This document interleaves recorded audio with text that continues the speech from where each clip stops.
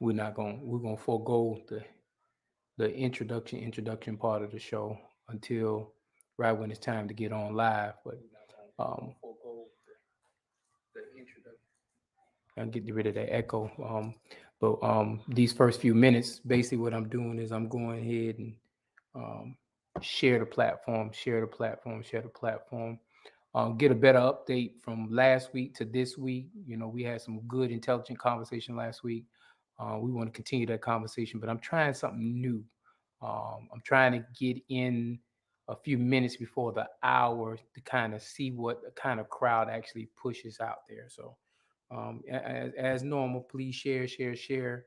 And at the 8 o'clock moment, that's when I'm going to actually um, cue the music, cue everything, go live. We got a special conversation going on, so get your popcorn. In about 3 or 4 minutes, we're gonna go on full live and in living color to discuss what's gonna go down next week Tuesday. What's up for stake for next week Tuesday? What things are on the ballot? Who we should be looking for? Who we shouldn't be looking for? Um, how they're trying to buy the black vote in our community, not just in Savannah, Georgia, Chatham County, across the whole state of Georgia, how the black vote is trying to be bought. It's serious out here, y'all. It's real serious out here. We really, really, really, really need to be paying attention. And we've had record turnout as far as who's showing up to the polls. So stay tuned for this good, encouraging conversation as we go into Tuesday. I did not get a chance. I was on the road, so I didn't get a chance to get the closeout numbers, but I know we were close to about 17,000 votes 2 days ago. So hopefully we're right at the 20,000 vote mark. If we're at the 20,000 vote mark, we're a little over 10% as far as voter participation is concerned. It's better than normal, but we could be doing better than that. So um, it's some very, very key election pieces out there that we really need to have healthy conversations on. So, I need y'all to make sure we sharing, getting the word out. Just do it, y'all. Just go ahead and get the word out. Because when we start at 8 o'clock, we're gonna get moving and grooving in this conversation. So, shouts out to everybody who took the time to be out here with me a couple of minutes early. It's so very, very important that we move our narrative forward, people. The state of Georgia is up for sale, y'all. It's up for sale. We're going to talk about what's going on the Republican side. We're going to talk about what's going on the Democratic side.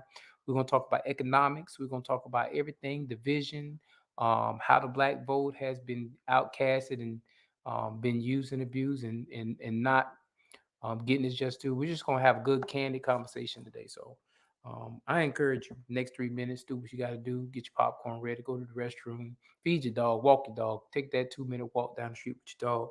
Get ready for this the courageous conversation that we want to have here at the 8 o'clock mark. We're only going to give you an hour, but I gave an extra 5 minutes to kind of get that audience ready to roll. So, like I said, get your popcorn ready, get everything rolling. Get ready for this courageous conversation because it needs to be had, needs to be said. This is my week two of our show, So, I'm just happy to be back live in living color, talking to my people, talking to church, my people, talking to my people. But what's getting ready to happen probably toward the end of this year is crucial.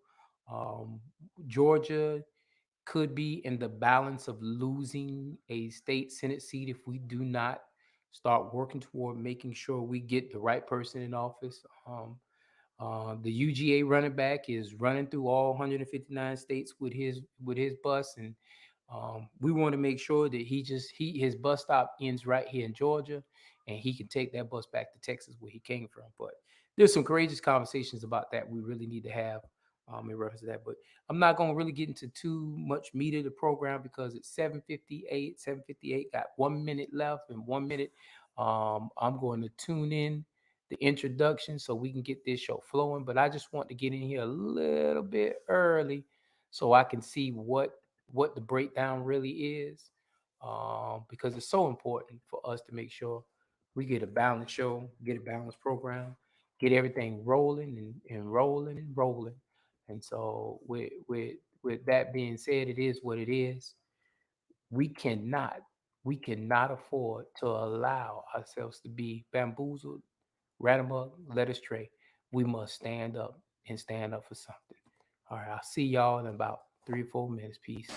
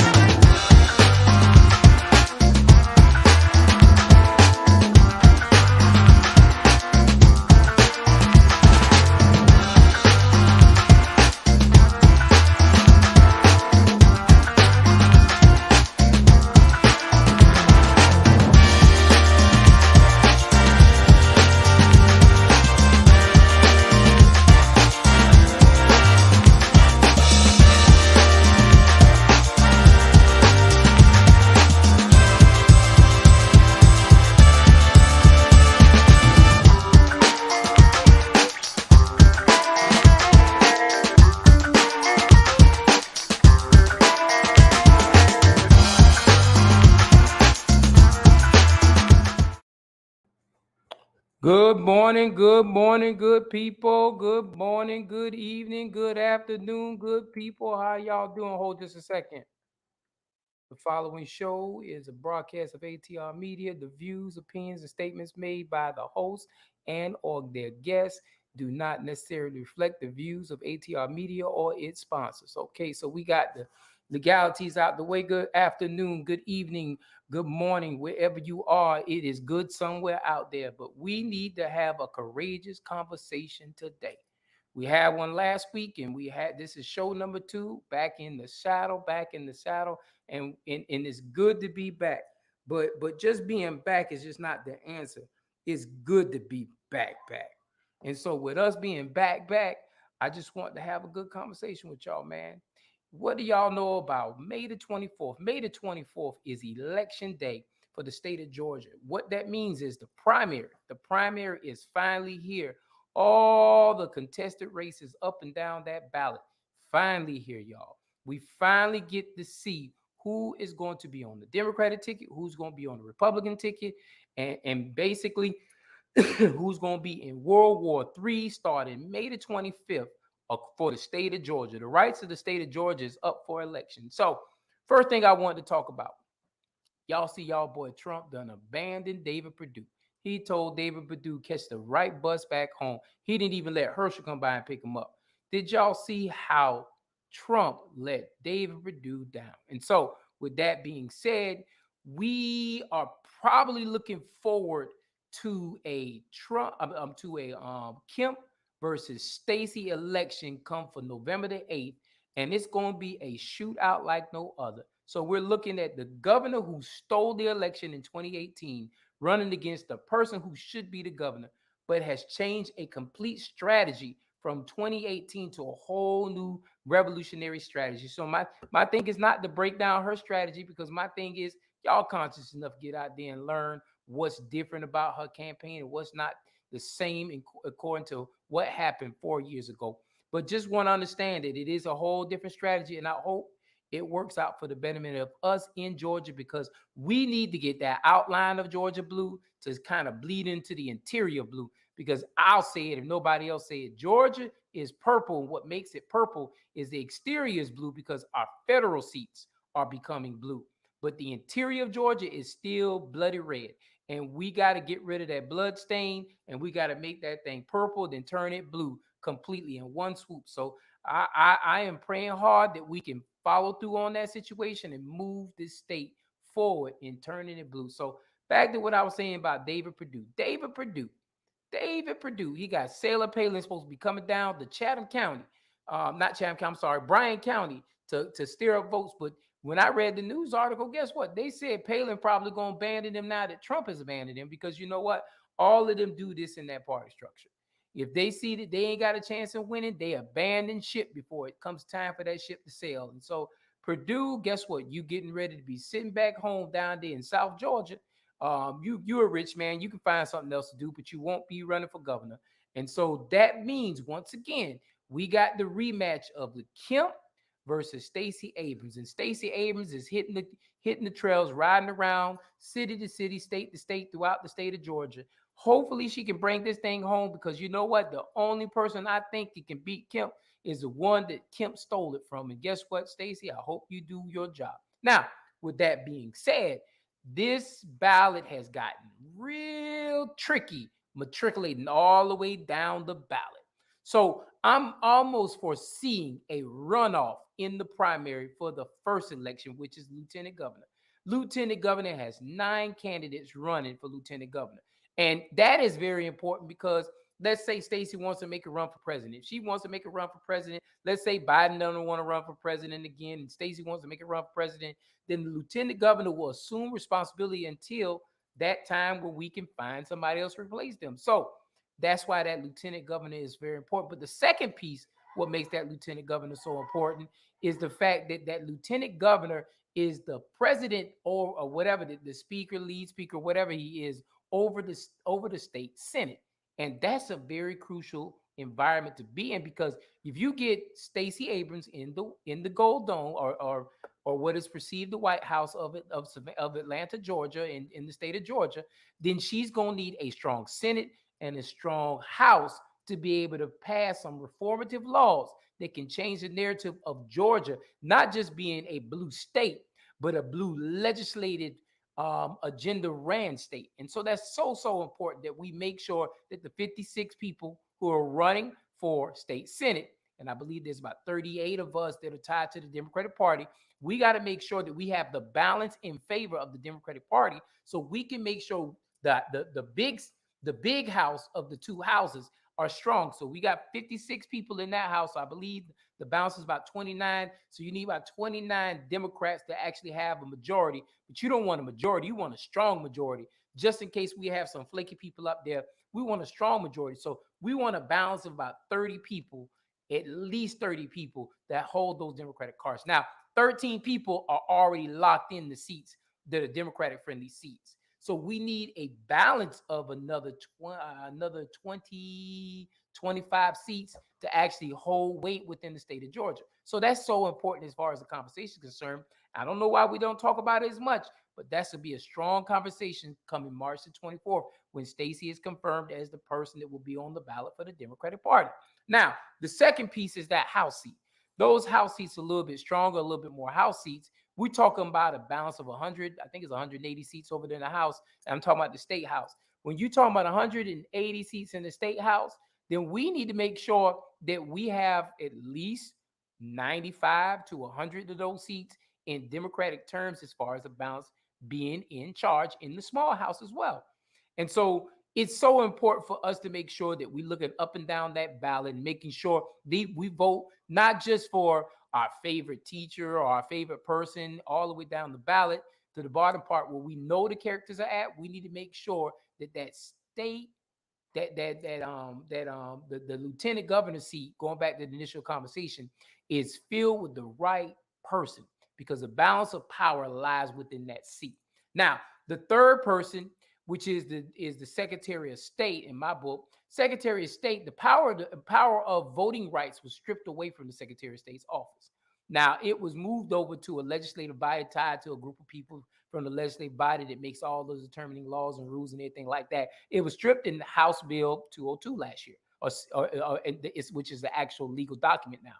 And so what we got to do is we got to get the right base of people in there, so we can get rid of that and bring back some continuity as far as voting rights is concerned, and restore the power back into the Secretary of State's hands, because we need it in a separate body, not tied in legislative body, but a separate body, making the rules, making the determination of what needs to be determined in that conversation. So that Secretary of State is very important, but they also drive the business sector of our community as well. And so making sure we have the right Secretary of State that gives a balance of what's going on in this community is prevalent as far as entrepreneurship, strong businesses, strong DBE programs. Everything related to that piece right there is tied to that Secretary of State's office as far as driving the narrative of business. Now, driving the narrative of labor, making sure we have the right kind of labor situations, is the Labor Commission. So that next seat is the Labor Commission. So when you talk about this Labor Commission seat, it's very, very important as well, because that person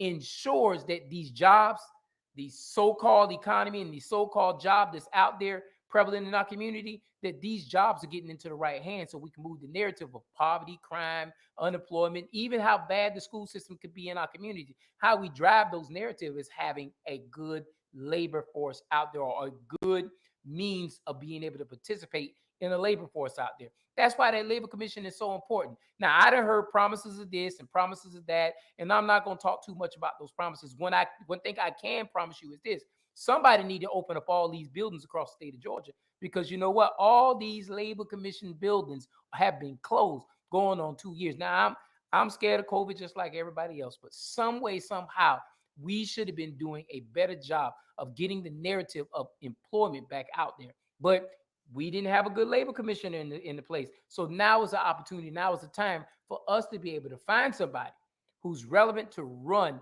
for the labor commission seat. Now we got 4 people running for labor commission seat. Now I'm not gonna call names out on this show because I did it last week, and if you didn't see it, go back to ATAR old files and look back at last week's show, because I call all the names out as far as what's going on with that, because I had the paper in front of me. I don't have the paper in front of me now. And yes, I got in my head who I voted for all the way down the ballot, but I'm not going to do that again today either. If you missed the show, go back. It's viewable. It's on my page. It's on ATR page. It's on our ATR YouTube. So go back and look at that show, because it's very important for you to understand who else is on the ballot. So insurance commissioner is the next commissioner. Yes, we got a lot of commissioners on this ballot, y'all. So insurance commissioner is going to talk about regulation of insurance. And so we need somebody who's going to be in that office to make sure regulation insurance is fair and equitable for everybody. Now, we've been getting the railroad issues as far as insurance concerned, because the insurance commissioner can regulate their own rates. They can regulate their own terms. And so if you go back and look at them disclosure forms of the last few people who've been in that seat, they've been eating, and guess what? They've been eating off of me and you. And so whoever comes out of that Democratic Party, as far as insurance commission, I'm going to call them. If they don't come, they don't come. I can't argue with them, but I'm going to call them and say, hey, man, we need you to come down here and talk to South Georgia, because it's so important for us to talk about these insurance rates, because y'all don't think about the rural people. Y'all don't think about all these other people that's down here outside Metro Atlanta. It's so important to have these conversations. The next one is the Ag Commissioner. The Agriculture Commissioner is so important, because that is the elimination of food deserts. That is products as far as farming, as far as dairy products, as far as corn, as far as cotton, as far as any kind of product that is actually grown in the state of Georgia. And they say state of Georgia is one of them states that grow a lot of stuff. And so it's so important for us to make sure that we have the right agriculture commissioner in play. Once again, all these seats I'm calling out right now, if you go to my page, and I'll bring it to the top of my page after the Zoom. But if you go to my page, we've had video conversations with about 90% of these people. Now, some people flaked on us. They didn't actually want to talk to us, and that's a good thing. So my thing is, I will go through the videos and make your own judgment calls as far as these statewide seats are concerned. And so the next piece that I want to focus on is the Attorney General, and that should have been one of the top 3. It's only 2 people running for the Attorney General, but though that seat is important, because all the lawsuits we need to be filing in the state of Georgia, that Attorney General is going to be responsible for filing all those lawsuits. And so that person is very, very important. Now, there are some lawsuits that need to be filed in the state of Georgia to protect the rights of African Americans, and y'all know where I sit. I'm going to speak up and talk up for all my Black people, because you know what? We're the ones that get left out in all these conversations. We're not the ones at the top of the table. Sometimes we're at the bottom of the plate. And so therefore, we need to make sure that all those conversations, the Attorney General, when they talk about going after all these corporations, going after all these entities, these bad counties with these voter suppression laws and everything under the sun, we need to make sure that we're having those conversations with the Attorney General. And that Attorney General has to understand the Black community and the Black problems. They just can't be sending articles and put things on the radio. They need to actually come and visit the hood and see what's going on in our communities and start speaking up for the things we don't know to speak up for. And that's how important that Attorney General seat really, really, really, really is. And so I done talked to Lieutenant Governor, Secretary of State, Ag Commissioner, Insurance Commissioner, so Labor Commissioner. So PSC, you have Public Service Commission seats. You have 2 Public Service Commissioner seats on the ballot this go round. One of the people actually resigned, so therefore his seat came open. Public service commissioner number 2 for the second district. That's the first one. That's the first one. Public Service Commissioner 2. That's the first one. That's Patty Durant. Patty Durant, she's running unopposed. She did have somebody on the ballot against her, and that'd be the only name I dropped because she's running unopposed. She's the only candidate of all those races I spoke of running unopposed. And I just want to make sure it's clear that Patty Durant is running unopposed. The person she's running against is on city council somewhere in Athens, I believe. And he's no longer running on the ballot. And so therefore, she's the only one running unopposed outside of Stacey, of course. And so those two people are running unopposed. So those two people are the only two people I would name drop today because they're running unopposed. So I can say their names because if they go on the booth and vote for themselves, then guess what? They're guaranteed to be on the ballot come November. And so the next person I want to talk about is Public Service Commissioner District 3. And so there are 2 seats, Public Service Commissioner. When you think of Public Service Commissioner, think of the number 10. And the 10 acronym stands for T is anything dealing with telecommunications. Telecommunications is T. So internet, the telephone, anything dealing with telecommunications is T. E is electricity. Electricity.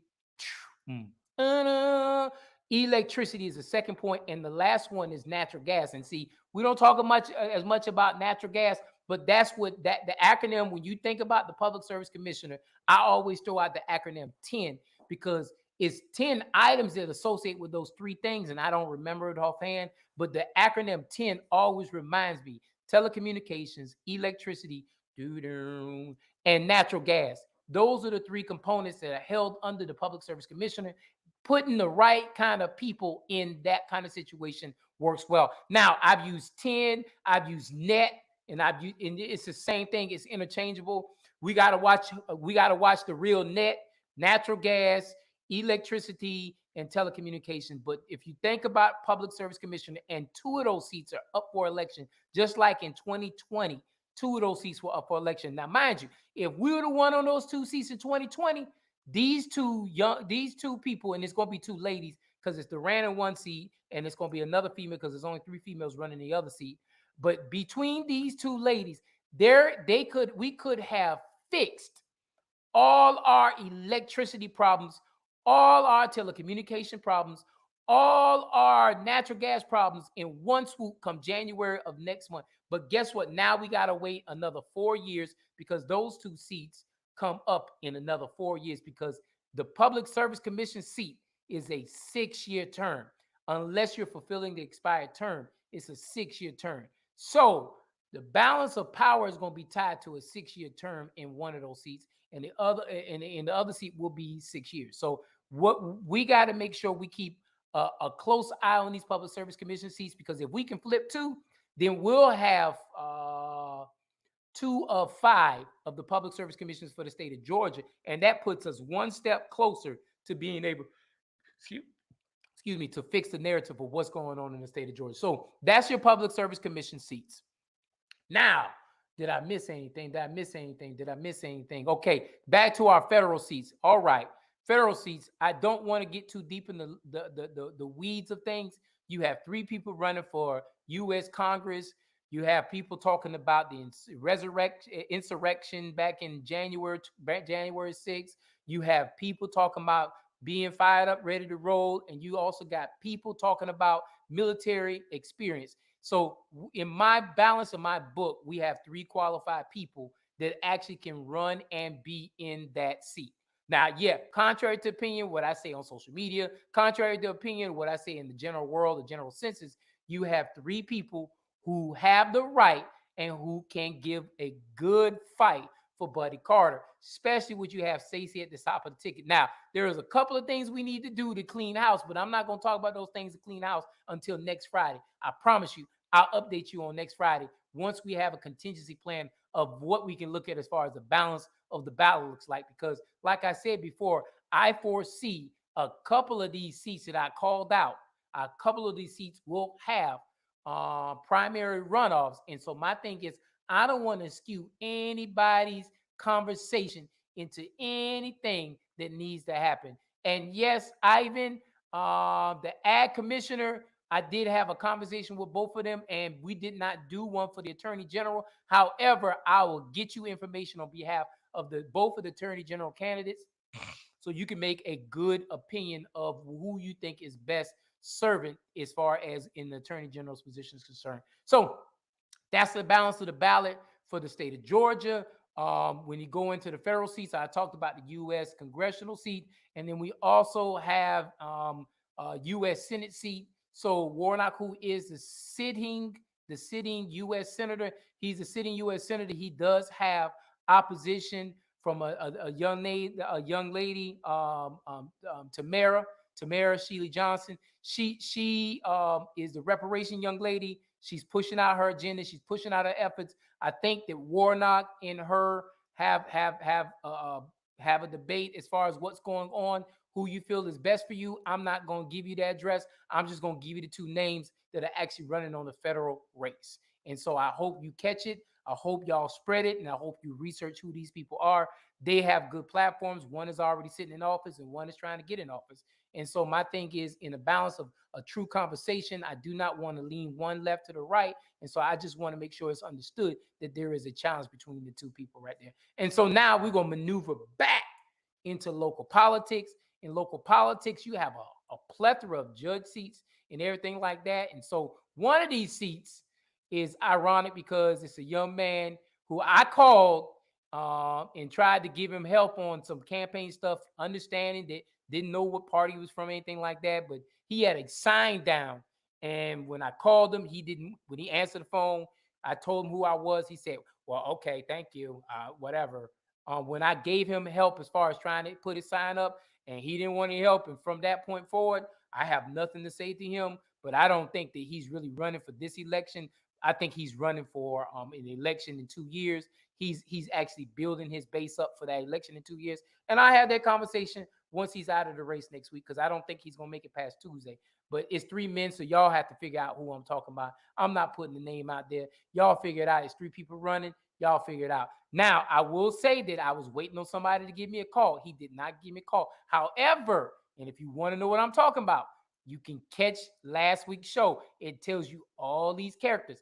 I'm doing this on purpose to see if you're looking at my shows. If you're not looking at my shows, then you're not going to keep up with the energy.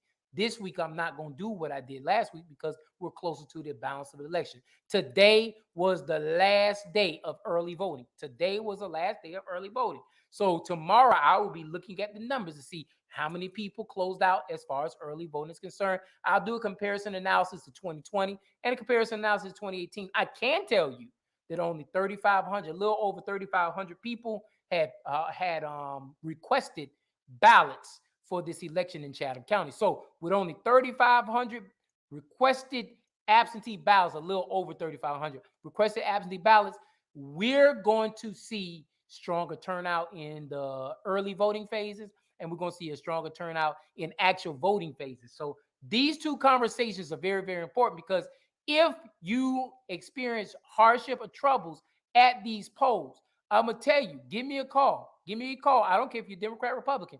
Give me a call, 912-228-2205. That's my cell phone number. It's a private, it's a public private number.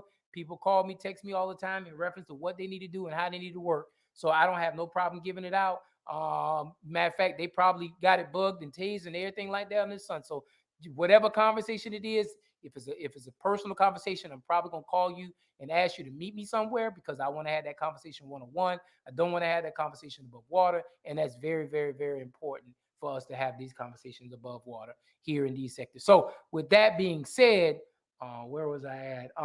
Going to the next set of seats is the school board seats. Now the school board seats is going to be funny, because the school board, the president seat, is going to probably push for a runoff. Now, you have one guy who has close to 80, 90, $100,000 in the bank. And my thing is, it's going to have a hard time getting anybody to cross over and vote for him. And so that situation is a moot point because of the money, because it's a nonpartisan seat, because Republicans and Democrats can vote for that seat. He's going to get the large majority in my thought process of the votes. And the other two people, one of the other two people will get the balance of the votes and will come in second. But I will tell you just like this, whichever one of the two in the balance of the votes coming second will actually be the one who wins it in the primary runoff. Because you know why? That race is really down the line against the have and the have-nots. And the haves are trying their hardest to make sure they control the haves. But the have-nots are going to show up and show out in that election. So I'm not going to give the balance. Now, if you want to know who I probably was favored, you probably want to look at last week's show because I probably talked about it last week.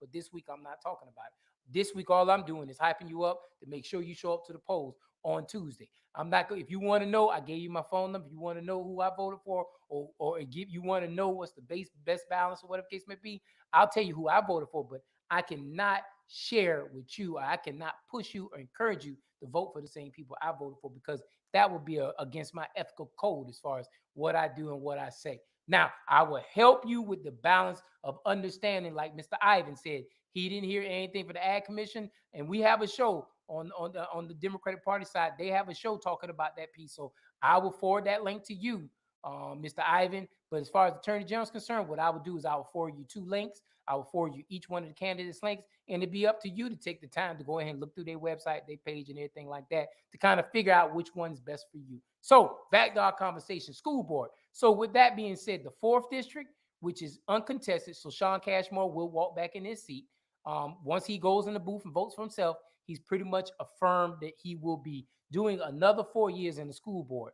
And the people out there in the 4th district, it would seem like y'all having some of the most expensive properties in the district as far as Chatham County is concerned. Y'all would want to know what the balance of that money and how it's flowing. Y'all will want to understand the best narrative. Now, mind you, if Sean Cashmore is the one that you want to go with, cool. I ain't got no quarrel with that. Me and Sean are good people. Sean and me have talked in the past. I have no quarrel with that. This is not an endorsement, shout out for Sean or anything like that. But I just don't have an issue with Sean because Sean's always been a straight up guy. Anytime I've asked questions, anytime I've asked about a narrative, anything like that, he's always been straight up. Now, going to those contested races. Contested race number 1. Now, I can talk about these because these races are nonpartisan races. So I can talk about these open record conversation. You got in the 5th district, you got Teresa, Trey, and Paul. Teresa, Trey, and Paul. I like you, Trey, but I think, Trey, this might be a little bit over your head. Sis, I think that you just need to get back in the gut and try to learn what's going on in the political world, political realm. I don't take away from you as far as your political capital is concerned. I just want you to get a greater balance of what we need to be doing when it comes to school board. The next person is Teresa. Teresa, with much respect, I think you have the wisdom to be able to be the their narrator for the 5th district. I just don't think you have the support to make sure that makes that happen. I think Paul is a classmate of mine. Paul is Paul, even though I don't agree with everything Paul does, I think for the balance of the greater good of the 38,000 people in the system, I think Paul would best serve us as far as in that school board seat is concerned. And Paul, by no means, this is an endorsement. This is an accountability statement that I will hold you behind accountable. And so it's so important that, he was supported by Irene Hines. It's just a lot to overcome. I think Teresa is a great asset. I think she's got the union ties. I think she's got the knowledge, the working knowledge, and everything under the sun. But I think Paul is going to pull a balance out of it, and he's going to pull out the victory. And it's not going to require a runoff because I just think Paul is going to be able to get that 50 plus 1% to be able to take it out the gate. Now, the next seat, because I've already talked to the president. And I'm not going to get into the conversation about president because it's tied to relationships out there. And once Tuesday commences Friday, I will get that to you. All right. So I've already talked about the 4th. I talked about the 5th. Let's talk about the 6th. I'm David. David's going to probably pull this one out on the strength of David showed up to the last few debates. The young man, I listened to him. I had conversations with him, everything like that. Even in some of those conversations, I tried to advise him because I know his family, and I'm talking about Mr. Paget. I know his family. I know his roots. I know where he comes from. Strong brother. I just don't think this time right here he's going to be able to pull it out over David Brigham because my thing is it's too much to overcome. Now you may have David in the corner. You may have David conversating, but David was free flowing in the church the other day, and I think that's going to pull it out for him. Plus, he's got a lot of connectivity going on in the Georgetown community and the South Side, Windsor Forest area. Once again, this is not an endorsement because David, in the past, I did not hold you accountable. In the future, I will be holding you accountable. So don't take this as an endorsement. Take this as a conversation that I'm having when I'm going out in the 6th district and I'm talking to people. This is the conversation that's being brought back to me. And so my thing is I'm just echoing the conversation. But these next 4 years will be a different kind of standard that you will be held to. And my thing is I'm going to hold you to that standard, period. Going to the 8th district, I just don't think the young lady is strong enough to take out Tanya Howard Hall. Tanya Howard Hall is a veteran. I mean, she's a veteran in the military, but Tanya Howard Hall is a veteran here in this community. She's been on the, she's been a teacher, parapro, all the other good stuff. Like she understands the mechanics of the school system. I even told somebody else that Polly had a better chance in the school board president race than she does in the 8th district, because in the 8th district is just too much to overcome. I think Port Wentworth is strong for Tanya. Garden City is strong for Tanya. Augusta Ave is strong for Tanya. The Highlands is strong for Tanya. All these areas are strong for Tanya. So it's going to be a real hard cliche to actually overcome Tanya in her backyard. And then the other thing is, Polly, we know your party affiliation. And the truth is that has seeped out. We saw you with the current school board state superintendent. And you know what? I didn't talk about that race. The state school board superintendent. It's so important that when we put these conversations out here, you don't let everybody know what everybody should know. And so that's one of them conversations that people are having, those backdoor conversations, and they see you. And my thing is, me and a military vet is good in certain areas of the community, but the community you're running for, it doesn't, nothing, no pun intended. My dad is a 20 year vet. And he worked 20 years in the post office. He's diehard military, diehard principles, anything like that. Nothing against the military, but you're in a district in a community that doesn't have strong enough military roots to push that whole military conversation. Shouts out to everybody who's in the military. I'm a military brat myself, so I mean I'm not knocking that. I'm just saying there's not enough to catapult you into that seat. So those are my those are my 3 seats right there. I think we will have the balance. And what I mean by the balance, we'll have the balance of the school board figured out by Tuesday, and it won't be until a week, 28 days later, where we will know who the school board president will be, because that's going to be a tight race. And my thing is, I will go into full conversation next week Friday about the school race, because by that time I will know exactly who we need to be talking and talking about. So with that being said, next conversation we're going to go into are your state seats locally. Well, before I go state seat locally, let me go and talk about the school state superintendent. There's 4 people running, but 5 people running, but 2 people are phenomenal. 2 people phenomenal. And so I think it's going to be a runoff in that race too, because I think there's going to be enough balanced votes coming down where it's going to push for a runoff in the state school superintendent seat. and I think whichever one balances wins, that's going to push for a good race when it comes to November is concerned. Whoever wins the balance of that one, and that's going to probably be my favorite candidate, because I'm going to have them on Zoom every other week talking about what they're doing for the 2nd congressional district, 1st congressional district, 8th congressional district, 12th congressional district, 9th congressional district, 10th congressional district, all those congressional districts that sit on the balance or the outskirts of Metro Atlanta, Georgia. I'm going to ask, what are you going to do for us? The 14th, all those districts sit on the outside balance. And so it's going to be so important for us to have that candid conversation. That state school superintendent seat will go into a runoff. It's going to be a good race to see on runoff on. And so back into the saddle, back to where I was going. All right. So we have board of election seats, and then we also have board of election seats, and then we also, well, I'm just going to go into board of election seats first. Board of election seats. Now, that is the only thing that's partisan locally that qualifies through the local jurisdiction, the local county. And so If you don't know anything about the Board of Election seats, you have 2 Board of Election seats over here, and you got 2 Board of Election seats over here. So it's 2 Republicans and 2 Democrats. The 4 of them collaborate together and get together to make a conversation about who becomes the chair. Now, with that being said, I just want to understand this piece right here. Now, without giving a balance of conversation or anything like that under the sun, because I traditionally don't get into picking and choosing when it comes to party affiliated pieces that are tied directly to where my jurisdictions outside of the hat of being Jimmy J actually is good for you in good conversation. So with that being said, you have 2 incumbents running against 2 people who are not incumbents. 2 incumbents run against 2 people who are not incumbents. I said it last week and I'll say it again. I did not ask anybody to run for public office. People come to me and they say, James, do you think I should run? And yes, I could say, nah, I think we're in a good shape as far as what we're running for. No, I didn't do that. I made sure all 4 candidates got qualified because that's my job. My job is to make sure everybody gets qualified.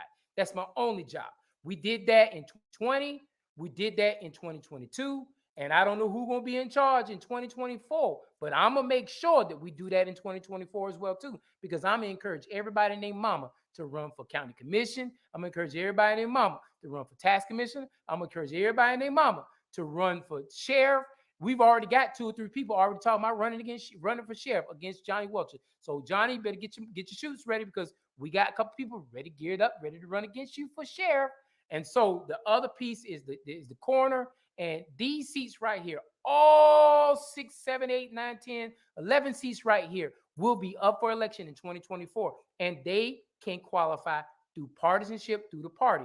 It's the greatest fundraiser in the world. And you know who taught me that? The DPG. Yes, we call that the greatest fundraiser because you know what? We encourage as many people as possible to run for public office because you know what that did? You know what that did by encouraging people to run for office?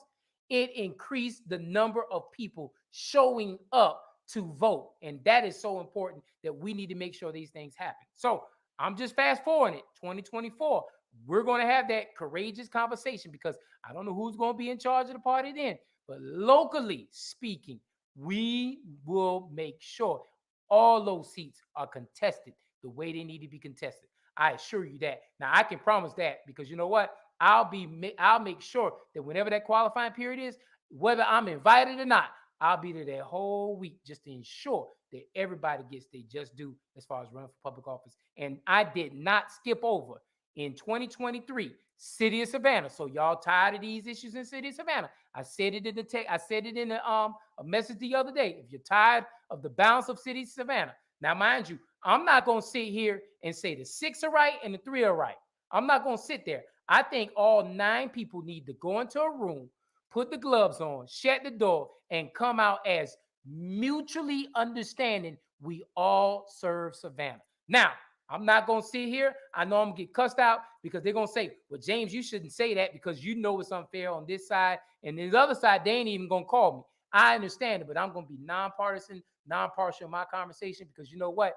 I think justice is going to be served come November of 2023 when we get the right people showing up to the ballot to run for office in August of 2023. So in August they qualify, in November they run. And guess what? Garden City is going to be up for election, and I see that Garden City is going to end up just like Port Wentworth. Now y'all can dog out Port Wentworth. We're going to Port Wentworth, but they've been getting along quite well lately. You know what the problem was in Port Wentworth?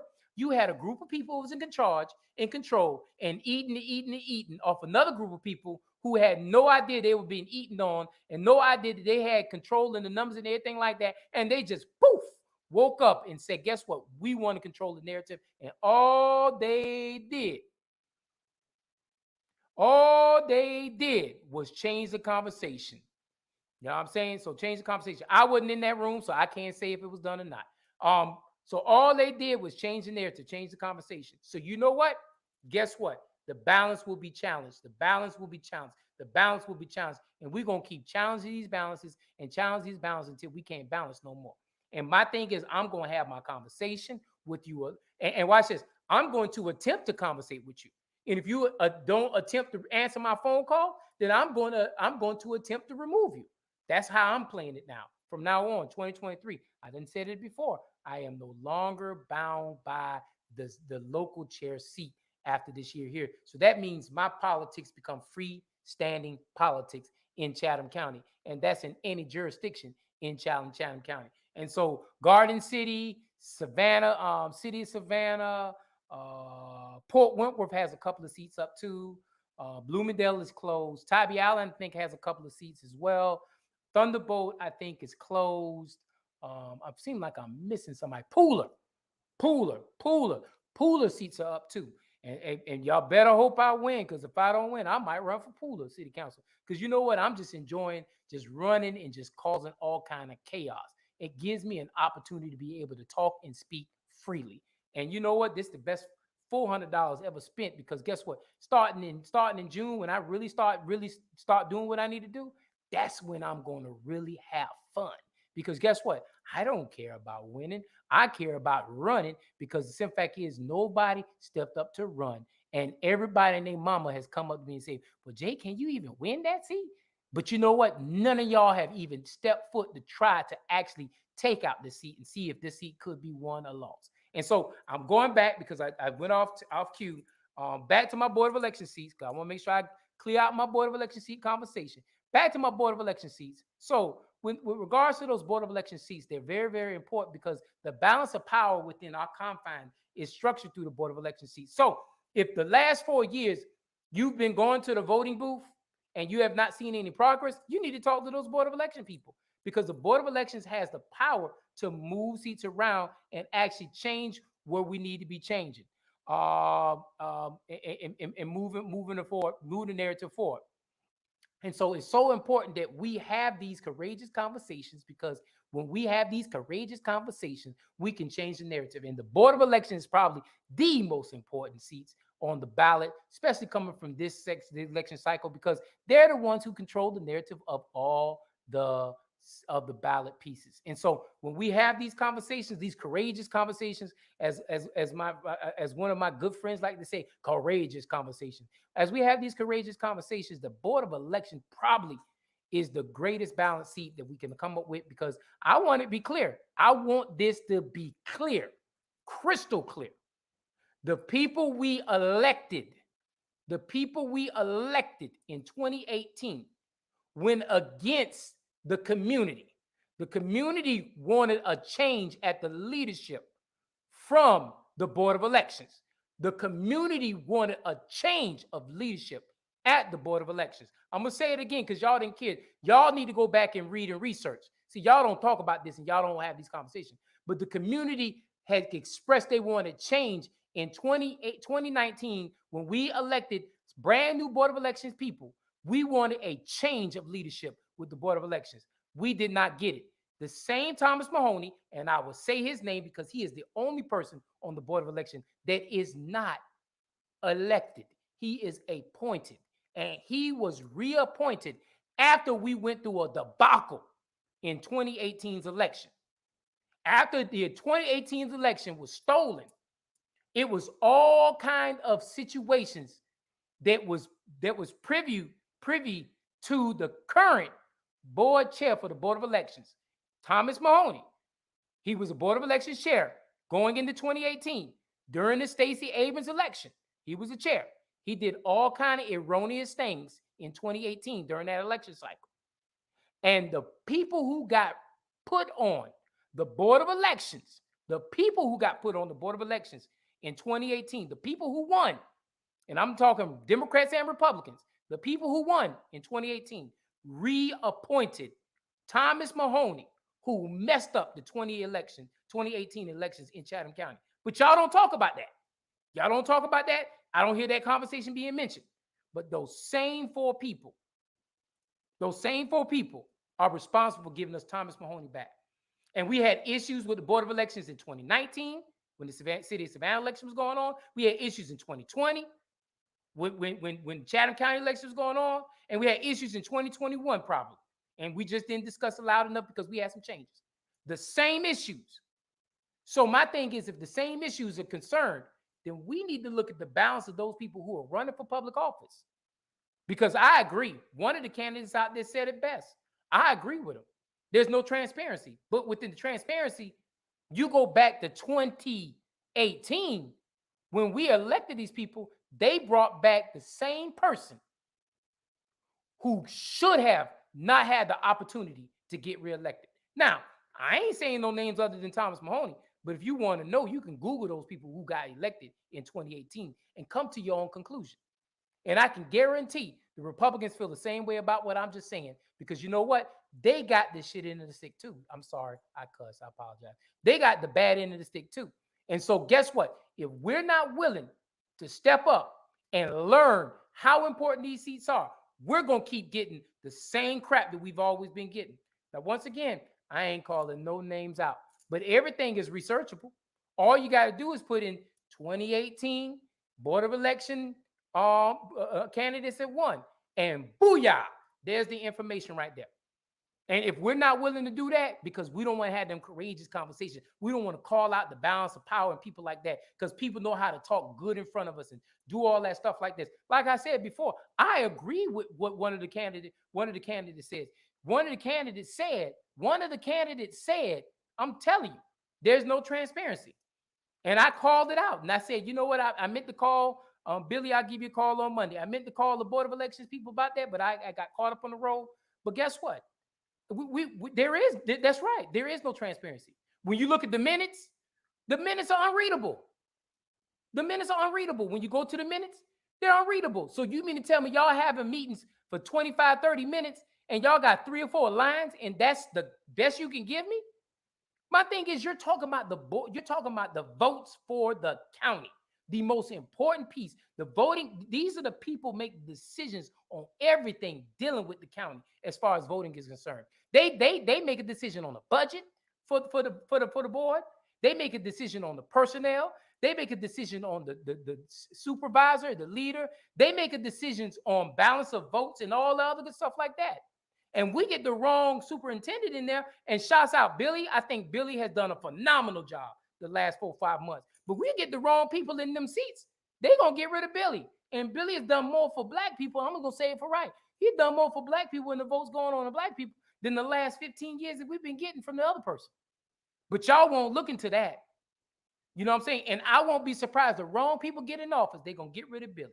And if they get rid of Billy, shame on y'all for not researching to find out who you should be voting when it comes to the Board of Elections. I ain't calling no names out. Everything is out there in writing. There is no need for me to call out. If you Google Board of Elections in 2018, in November, you will find out who won. If you Google in January of 2019, you will find out who got reappointed. It was probably January, February, who got reappointed amongst issues with regards to Stacey Abrams getting reelected. Now, I'm going to put all that together. What are y'all going to do about that conversation? I bet you y'all won't go and do the research to find out who you should really be voting for. Because the Board of Elections is probably the most greatest assets and the most greatest failure when it comes to the voting process in Chatham County. There's no way we should be suffering as far as the suffrage we go through when it comes to voting rights. When was the last time? Every time you asked the Board of Elections in the past, and I agree with that person. Yeah, I mean, it's not transparent. Every time I have asked the questions with regards to voting precincts not having enough machines, or not having the power, or not having the right people working in those offices or those polls, or not having this right here. The best you can come with is saying the fact that the Democratic Party didn't come up with poll watchers this year. We don't ever do poll watchers this early in the game. It's early in the game because you know what? It's Democrat versus Democrat, Republican versus Republican. The reason why you have 70 Republicans out there trying to keep a balance on this piece right here, because all their major races are contended races, and they have a split in the Republican Party. So therefore, that's why they're showing up in drones to make sure they fix that problem. That's not a problem in the Democratic Party. Well, it shouldn't be a problem. Now, there's a lot of other issues we should be addressing, but I'm not bringing that conversation here. I will talk about it next week, Friday, though, because there's a lot of shenanigans going on out here. But I'll talk about that next week, Friday, if I need to. See, that's where we keep losing out at. We are not following the real conversation, because we get caught up in the bow tie, the show tie, and all the other crap tie. But we need to be making sure we follow what we need to be following. And the balance of that is the balance of power. And the biggest part of the balance of power is this: the GOP is smart. They are working on fixating the narrative to keep the governor in play. They're doing that through the Board of Elections. You know how they're doing that through our Board of Elections? By the balance of power about who they put as far as in those two seats. And then the two seats work together, the two Democrats, the two Republicans. In 2019, they appointed a board chair. And that board chair was the same board chair that messed up the election results in 2018. So are we going to look at the fact that if this man gets put in office a third or fourth term, who's really at fault? You can't say you didn't know about it, because my thing is, we're going to know who went out there and voted and who didn't go out there and vote. If you're not willing to understand and learn the balance of this conversation, then you're not taking the time. I can tell you right now, we've been more, you've heard more vocalization comes onto the board and more transparency coming onto the board the last 4 months than we've ever had the last 8 years. The last person who was transparent, God bless the dead, was Ms. Jones. Ms. Jones was probably the last, and then she stayed in that seat past her balance, but she probably was the most transparent person out there on the board. But if we're not following the numbers, we're not following the rules, then we're going to keep losing. And I can talk about the Board of Elections. You know why? Because the Board of Elections is qualified through the Democratic Party locally. And I'm not calling any names out. I will congratulate those two people who win, whether it's an incumbent or whether it's not an incumbent. I will go ahead and give them congratulations. And as far as that's concerned, but we got to stop playing politics in our own camp. Because my thing is, if you're going to vote for somebody because of relationship, because I like that person, because that's my homegirl, or because that's my boo, or that's my best friend, or we went to church together, or we grew up together, we went to the skating rink together, or that's my soror, or that's my church mate, or I dated them back in high school, or any of these other relationships, or that's my mentor, and we can't find the factual information over the last 4 years. If they're incumbent, let's find out what they did the last 4 years as an incumbent. If they didn't do nothing as an incumbent, why would you put them back in office? I'm the biggest fan as far as getting new people when our people are not doing the job. And if they're not incumbent, then guess what? Let's give them people an opportunity to rise to the top, because cream always rises to the top. Because my thing is, I'm all about making the narrative better for our people. That's why I wanted to talk about that so bad. So now I'm getting down to my last 7-8 minutes. Is one more thing I got to talk about, and those are those state seats, those nasty, dirty, filthy, raggedy state seats. Now, we've seen over the balance of the last 6-8 months to a year, those state seats have been showing their tail, showing they behind. They've been showing it off completely. They've been showing it like it ain't no show tomorrow. And so we want to talk about how they're showing it. So now that's another thing that's local. We vote local, but these people carry a lot of power. There are 6 state reps and 3 state senators as far as January 1st of 2023. We will inherit a 3rd state senator. Now, I've said this before, and I'll say it again. Before I go into the state seats, state senate seats, let me go to the state rep seats. So in that balance of power, you got 3 seats that have been held by Democrats. You got 3 seats that have been held by Republicans. So that's a balance.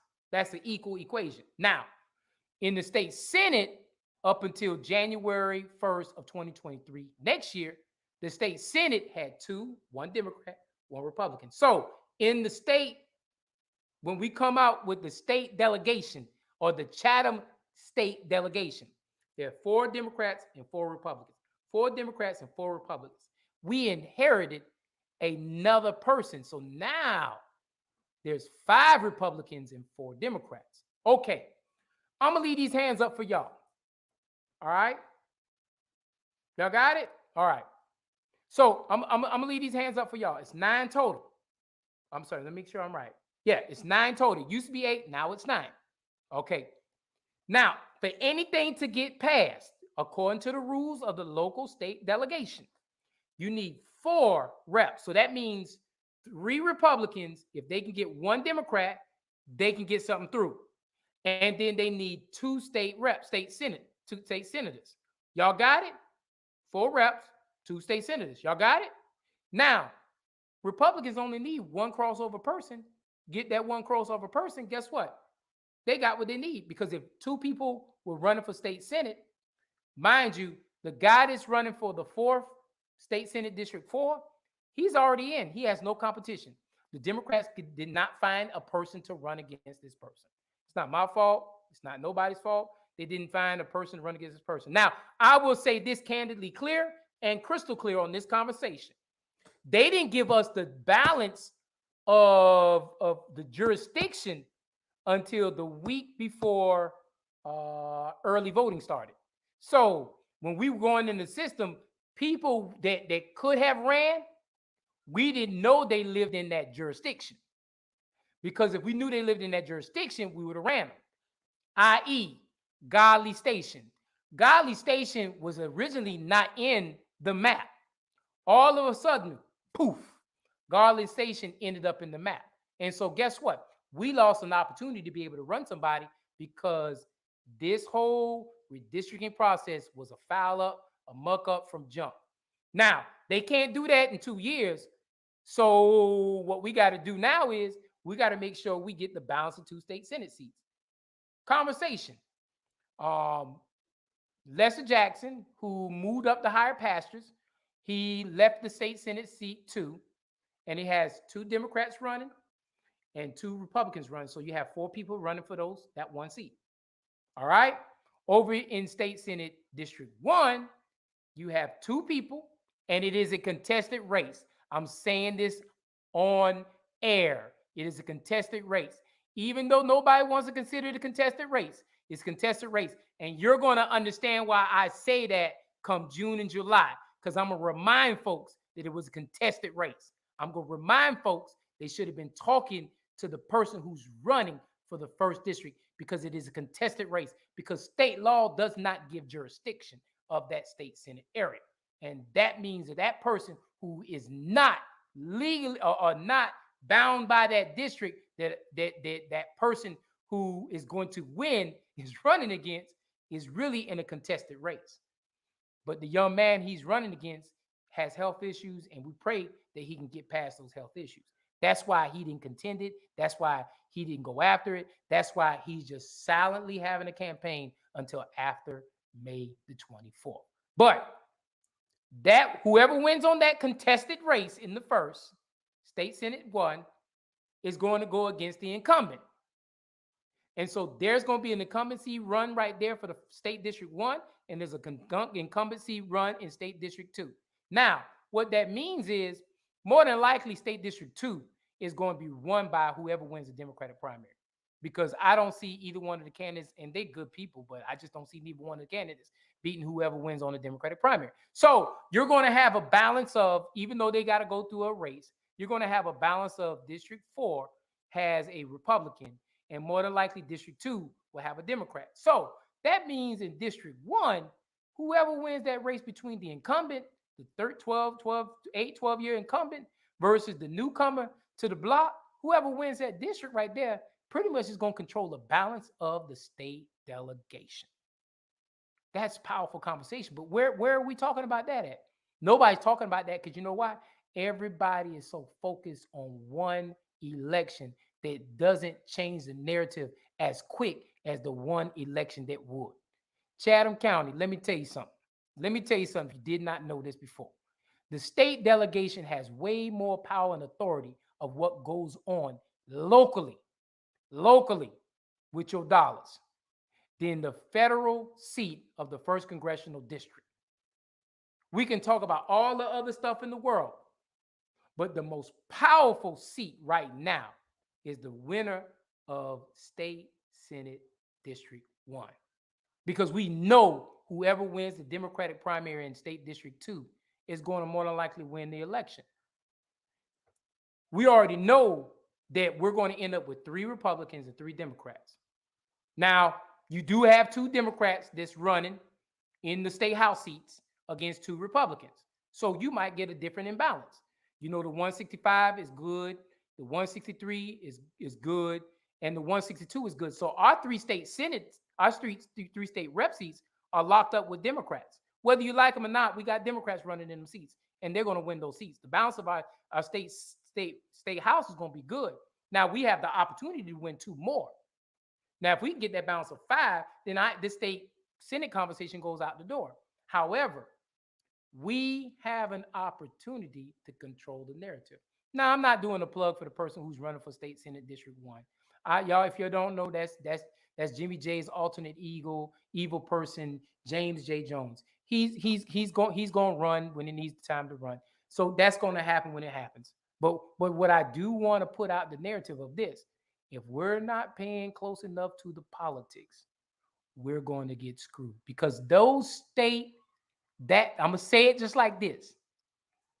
The state delegation can change Chatham Area Transit. They can change the narrative of Chatham Area Transit and who's over the state Chatham Area Transit. They can change the board of elections. They can consolidate the board of elections with the voter registration office, and then deem who will be the body over the board of elections / voter registration, and they can give it to their party group because they have the controlling interest above water. It's all kind. They can change the charter. They can strip charters away. Did you know that? As Port Wentworth, they've been trying to strip Port Wentworth charter away for the last 2-3 months. We are paying attention to the wrong politics. The best politics we got right now is your state reps and state Senate seats. But if y'all keep ignoring these seats and y'all don't want to find out where this balance of power really, really, really, truly lies, then you keep sleeping. And I'm going to keep moving, and I'm going to keep talking. My time is up, y'all. I give y'all one of the best hours I probably possibly can. If y'all can't do anything, if you have not voted already, if you still contemplating on voting, I just ask you, just go into the polls, start at the top of the page, and just check off the people you know, or check off the people you trust, or check off the people that you think can do right by us. Don't take no sheet in there. Don't take no sheet unless you done did your research on that sheet. Don't take nobody else's opinion, conversation, anything like that into the polls. Because when you do that, you don't know how you're setting yourself up for failure come November the 8th when you don't have the right representation. So when it comes down to next week, Tuesday, today ended all voting.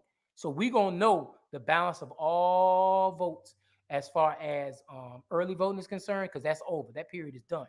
We'll know the balance of absentee ballots, because like I told you earlier, 3,500 people apply for the ballot, absentee ballots. Right about 1,400 people early this week have already submitted those ballots. So we're already you're already a third all the way replied. And I guarantee the rest of those names will be coming through sometime this week, because I didn't have a chance to ask for the numbers.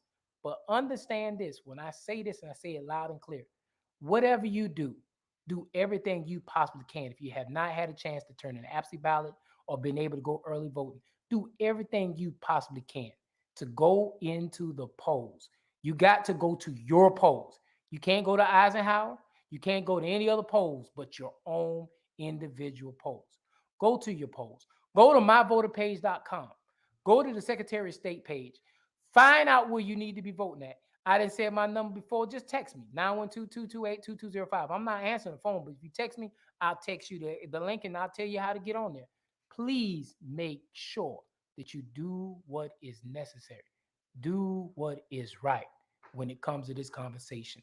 I appreciate y'all taking the time to listen to me. I'll see y'all next Friday, and I'll see you at the polls on next week, Tuesday. Peace, y'all. Y'all be good. Pardon me. Pardon me. Pardon me.